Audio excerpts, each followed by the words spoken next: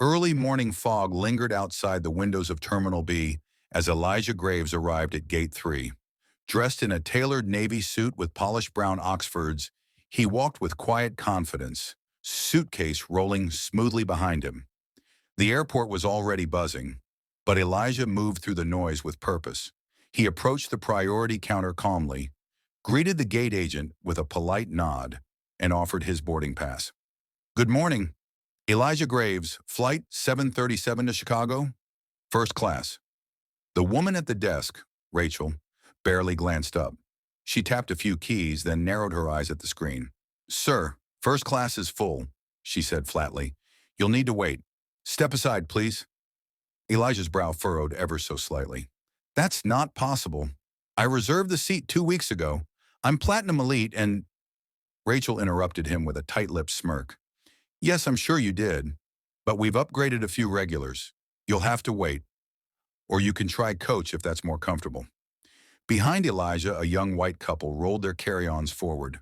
Rachel greeted them with a cheerful, "Welcome back," and scanned their passes, first class, no problem.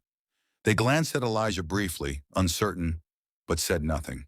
He watched them go, then turned back to Rachel. "May I speak to the lead agent, please?" Her tone hardened.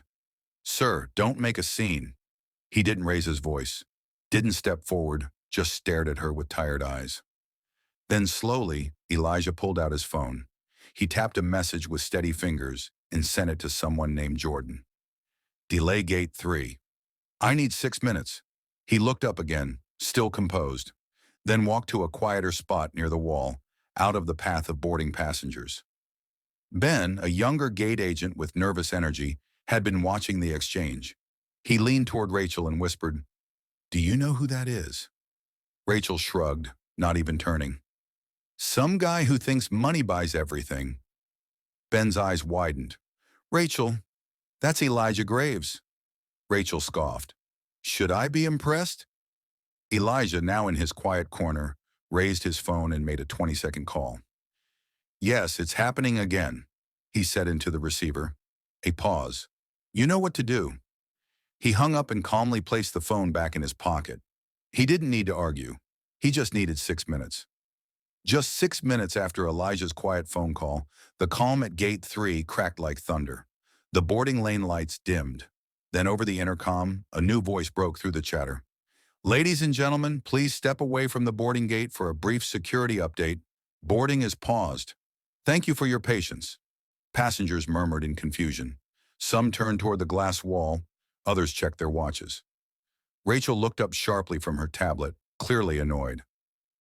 "What now?" she muttered, tapping her screen again. That's when the captain appeared. Not through the usual path, but walking briskly out of the jet bridge, uniform collar slightly undone, holding his iPad like it was on fire.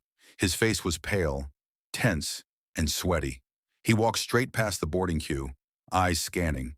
Then he spotted Elijah, who stood quietly by the window, watching planes taxi in the distance. The captain approached and stopped short. Then, with the calm precision of a soldier, he spoke in a low voice only Elijah could hear. "Mr. Graves, I just got off the phone with Jordan Lincoln, the CEO of Aviation Group." Elijah turned his head slightly. "I know," he replied. "He's been waiting for my call." The captain's spine straightened. A quiet breath escaped him. "Sir, we're deeply sorry. There appears to have been a serious misunderstanding."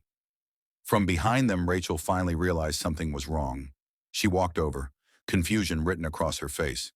"Captain, what's going on? We were mid-boarding." The captain didn't even look at her. Elijah did. "That's me," Elijah said flatly, nodding toward the captain's earlier mention. "The CEO of Aviation Group." Rachel blinked. Her jaw slackened.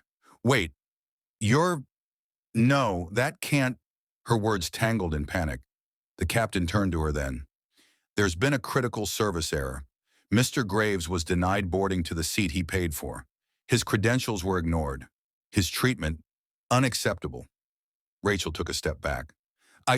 I didn't know who he was." Elijah interrupted her gently but firmly. "You didn't have to know. Respect shouldn't be reserved for the powerful." Then calmly he added, "Mistake is when someone trips." This was a pattern. Phones were already up. Passengers, and especially the couple who had walked past Elijah earlier, were now filming, wide-eyed. Rachel's panic spilled over. "I swear, I wasn't trying to be... I didn't mean..." Elijah looked at the captain, eyes unwavering. "Is this how your airline defines customer care for people of color?" The captain swallowed hard. "No, sir, it is not." Ben, the younger gate agent, stepped forward nervously. "Sir, if I may, she's been difficult before. You're not the first. I've seen her pull this more than once. Usually with people who look like you." Rachel spun toward him. "Ben! You!" But it was too late. Elijah didn't raise his voice. He just turned to the captain again. "Escort her out of this terminal. Now!" Rachel's mouth opened, but no words came out. A sharp buzz from her badge reader confirmed her fate. Access revoked. Security didn't delay. 2 uniformed staff appeared almost instantly. They flanked her on either side as she stammered. "I didn't mean it like that. You can't do this. I was just doing my job." But no one answered. She was led away through the gate doors, disappearing into the crowd. Her voice faded with each step. And the airport? Silent. Every staff member at Gate 3 stood still, watching. Ben gave Elijah a respectful nod. "Sir, thank you." Elijah didn't smile. He just picked up his boarding pass, handed it to the captain, and said softly, "Let's get this flight moving. I have work to do." Several hours later, inside a high-rise boardroom overlooking the skyline, Elijah Graves stood before a wall-sized screen. The room was sleek. Glass walls, modern furniture, a digital whiteboard quietly glowing in standby. Around the table sat his inner circle: PR Director Lena Moore, COO Jordan Lincoln, and a handful of other senior executives. None of them were speaking. Not yet. All eyes were on the footage Elijah had queued up. The first clip showed Rachel at Gate 3 earlier that morning, waving off Elijah with a dismissive flick of her wrist. Her words were muffled, but the body language was unmistakable. Cold, controlling, superior. Then Elijah tapped the control pad again. Let's rewind further. What followed was a slow-building montage, each clip sent in by past passengers.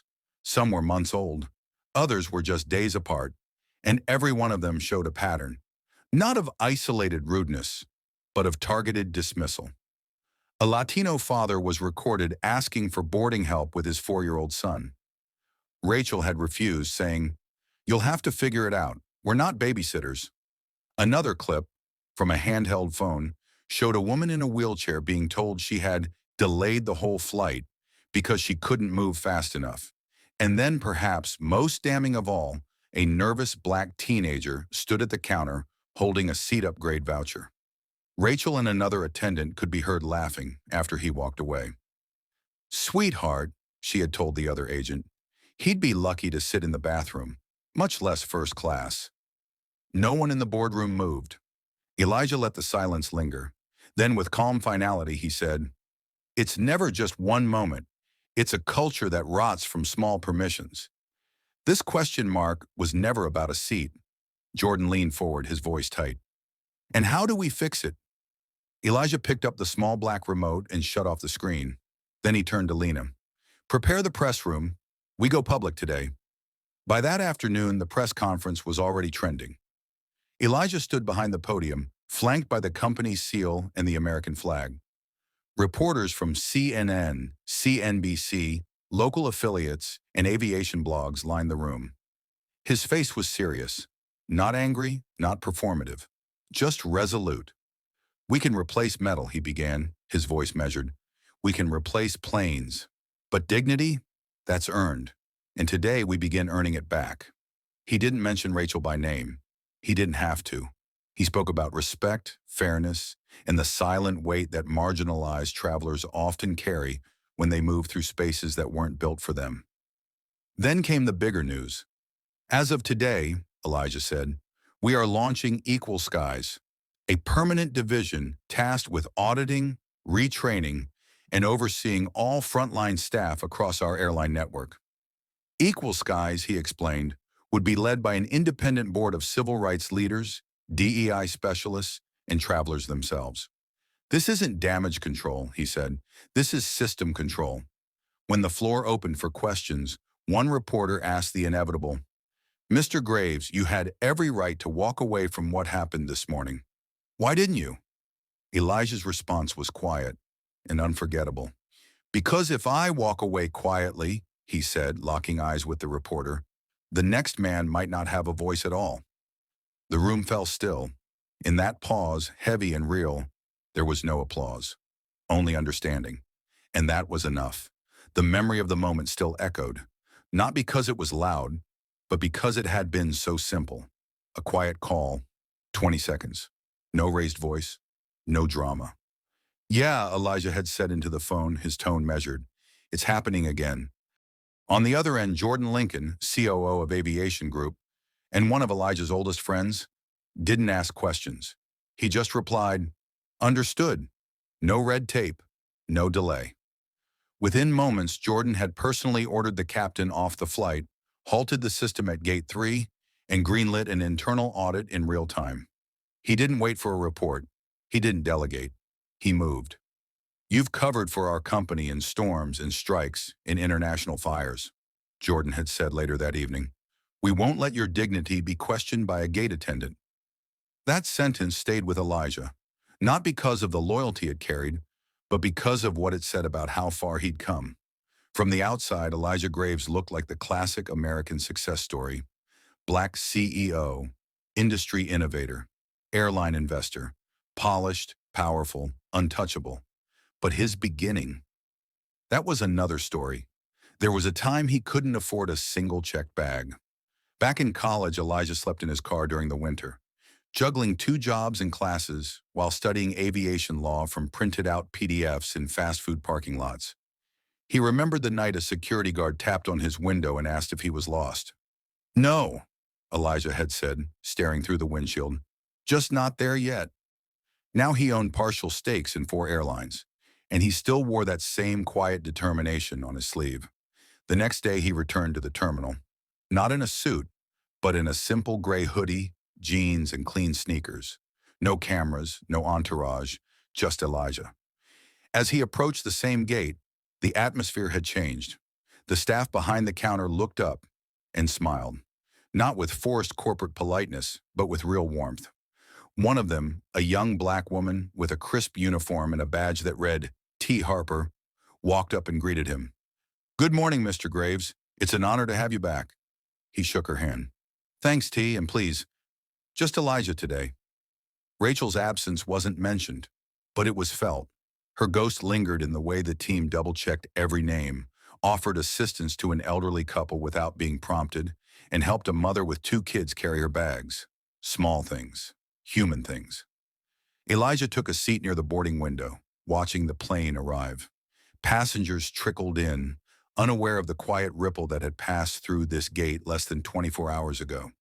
A little boy in a bright red jacket and light-up shoes walked over, holding his mother's hand. He looked up at Elijah curiously and whispered, "Are you the man who owns the planes?" Elijah smiled. "No," he said gently. "I'm the man who makes sure everyone feels welcome on them." The child beamed. His mother nodded in quiet appreciation, recognizing Elijah instantly but saying nothing more. As boarding began, Elijah stood and walked calmly toward the gate. This time, no one stopped him. No one asked him to step aside. He handed his boarding pass to T. Harper, who scanned it with a smile and said, "Safe travels, sir." He nodded. "Keep leading with kindness." She nodded back, eyes full of quiet pride. As the plane lifted into the sky, the clouds parted to reveal soft golden rays stretching across the horizon. Inside, Elijah sat by the window, hands resting calmly on his lap. And in that silence, above the noise, above the headlines, above the storm, his voice echoed softly in narration. Respect isn't reserved for the rich. It should be the starting point for every journey.